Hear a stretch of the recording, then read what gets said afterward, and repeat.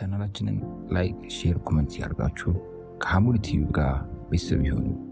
እዛ ጋር ደግሞ ምስኪን ሲሆኑ አላህ ጠልቷቸው አይደለም። እዛ ጋር በጣም ሚሊዮነር ሲሆኑ ደግሞ አላህ ወዷቸው እንዳይመስላችሁ። ሁለቱም የጥላቻና የውዴታ ግዴታ ነው። ያቱም አንዳንዶቻችን ምን እንሳሳታለን።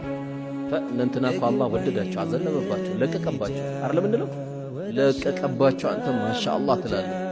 አንተ አላወቅም እንጂ የውመል ቂያማ እሳት ይሆናል የተሸከሙት። ስንት ቤት አስለቅሰው ያን ብር እንዳመጡት አላህ ነው የሚያውቀው፣ አንተ አታውቀውም። ያንተን ጸጋ የምታውቀው ነገ የውመል ቂያማ ነው። አንተ አላህ ያዋለልህን ጸጋ የምታውቀው ዛሬ አይደለም፣ ነገ የውመል ቂያማ ነው የምታውቀው። ስለማንም ፎቅ፣ ስለማንም መኪና፣ ስለማንም ብር አንተ አይመለከትም። አላህ የውመል ቂያማ የሰው ልጆች 4 ነገር ሳይጠይቁ አያልፉም ተብሏል። 4 ነገር ማንም ሰው ሳይጠይቅ አያልፍም። ከነዛ መካከል አንዱ ገንዘብ ነው። ገንዘብ ደግሞ ለሁለት ጥያቄው ከየት አመጣ፣ በምን አወጣ። ከየት አወጣ፣ በምን አወጣ። አሁን ይህን ጥያቄ እንዴት ይመልሳል ሰው ልጅ? ይሄ ከባድ ነገር ነው። ስለዚህ ስለማንም ሰው ላይፍ ህይወት እኛ እንዳንገባ።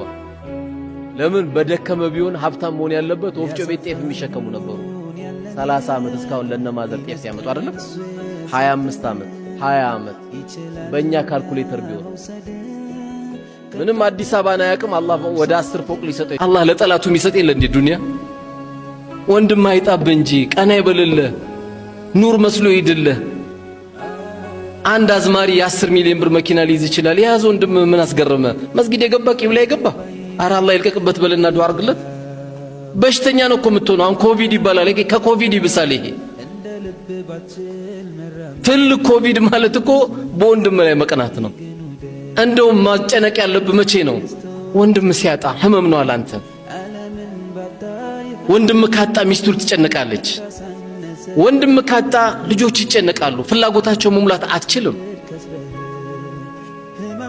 እኛ ምንቀናናው ጉድጓድ ውሃ በቆፈረው ሰውዬ አይደለም። እኛ ብንቀናናው የቲምን በከደመ ሰውዬ አይደለም። እኛ ምንቀናናው እኛ እዚህ ተቀምጠን። አንዳንዱ እኮ ይገርማል። ሰፈር ሱቅ ላይ ቆሞ እንዴት ቀደመኝ ይላል። መርካቶ ገብተህ ታዲያ ጆንያት መሸከም አትጀምርም እንዴ? ምክንያቱም መላእክት ዶላር ይዞለት እንዲመጣ የሚፈልግ ሰው አለ። እንዲህ ደግሞ የመጣም የለም ወደፊትም አይመጣም።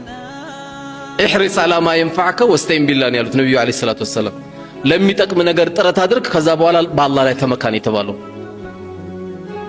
አንተ ጥረት ስላረክ አይደለም። ጥረት ባረገማ ቢሆን በደከመማ ቢሆን ሰፈር ጤፍ የሚያመጣልን እኮ ወፍጮ ቤት ያለው ሰውዬ እኮ 30 ዓመቱ ነው። የሚወጣው ላብ እኮ ቀላል አይደለም። አንዳንዱ ደግሞ አላህ ያመጣዋል፣ ከገጠር ይመጣል። የቤት ሰራተኛ ሲባል ተራ አድርጎ የሚያያለ ደግሞ የሚያሳዝነው ተራ አድርጎ የሚያየ 6-7 ልጅ ወልደዋል። ነገ ልጅ ሰራተኛ ልትሆን ትችላለች። ዛሬ ተከልከው ነገር ግን ነገ ልጅ እዚህ ቦታ እንዳትወርቅ ደግሞ አላህ ይጠብቅልሃል። ብርጭቆ ሰበረሽ ብለ ከደሞዝሽ ይቀነሳል ካልካት፣ ሳህን ሰበረሽ ብለ ከደሞዝሽ ይቀነሳል ካልካት፣ ላ ኢላሃ ኢላላህ። አንተ ንጹህ ምግብ እየበላ ትርፍራፊ የምትሰጣት ከሆነ አልኖርንም። ይሄ እስልምና አይፈቅደውም።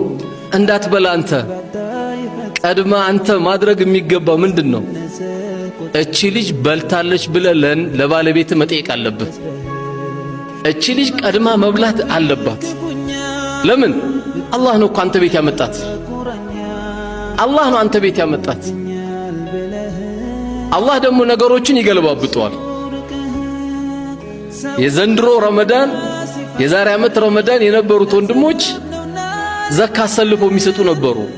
ወላሂ ግን የሚገርማችሁ የዛሬ ዓመት የነበራቸው ሰዎች ዘንድሮ ዘካ እየጠበቁ ነው። ሊቀበሉ ነው እኮ ሊሰጡ አይደል? ሊቀበሉ።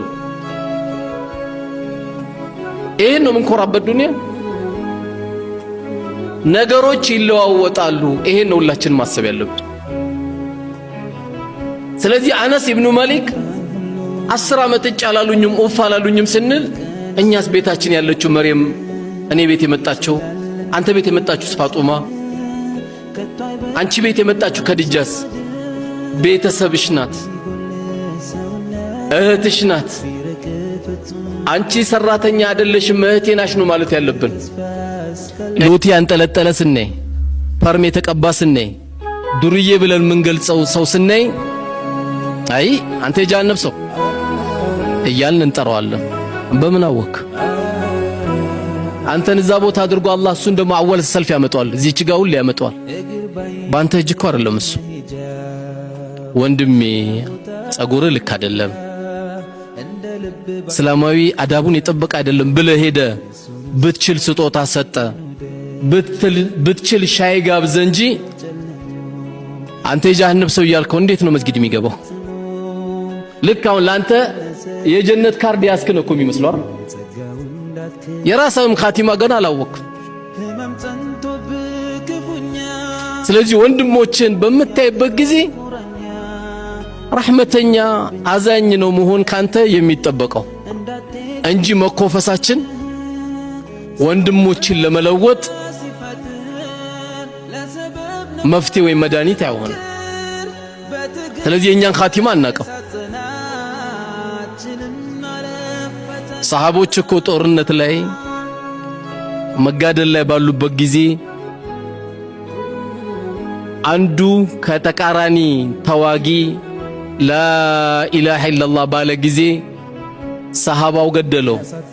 ሰሃባው ሲገለው እንዴት ትገለዋለህ ብሎ ሰሃባው አጠገብ ላኢላሃ ኢላላህ እያለ እንዴት ወንድምህን ትገለዋለህ ብሎ አንተ ቶሎ ሸቀል ስታደርግ ቶሎ አቢሲኒያ አትሩጥ፣ ቶሎ ዳሽን አትሩጥ፣ አሮጊት ጋር ሩጥ፣ የቲም ጋር ሩጥ፣ ሚስኪን ጋር ሩጥ። እዛ ሄዳ አስመዝግብ።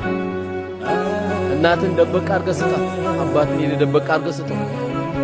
ሸቀል ስታደርግ ቶሎ ሰው የሚሮጠው ቶሎ በል በዚህ አካውንት አስገባልኝ አትበል። ከዛች አካውንት በእጅ ደግሞ አውጣ። የሆኑ ሰዎች ሄደህ ዘይራቸው፣ አንተና አላህ ብቻ የምታውቃቸው። ሄዳ አንኳክተህ ብትችል ፊትን ሸፈነ። ምክንያቱም ለነሱ መስጠት ኩራት አይደለም፣ ስጦታ ነው። ስጦታ ነው። ያ የተንሻፈፈች ጫማ የምትለብስ አሮጊት ካለች፣ ያ የተንሻፈፈች ምንም ልብስ የሌላት አክስት ካለች ኃይለኛ ዝግ እንደዘጋ እሷ ጋር ሩጥ። አክስትም እናትህ ናት። ይህን ካረክ የዓለም ሕዝብ ሁሉ ምቀኛ ሆኖ ጀማ በግሩፕ ቢመጡ ሰላማዊ ሰልፍ በአንተ ላይ ቢመጡ ወላሂ አይጎዱም። ኢነ ናሰ ለው ኢጅተመዐ ዐላ አን የንፈዑከ ቢሸይእን ለም የንፈዑከ ኢላ ቢሸይእን ቀድ ከተበ አላሁ ዐለይክ። የሰው ልጆች ሁሉ አንተን ንጉዳ ብለው ተሰባስበው ቢመጡብህ አላህ ትጎዳለህ ብሎ ካልጻፈ ማንም አይጎዳም። ማንም አይጎዳም። አላህ የጻፈብህ አይቀርም።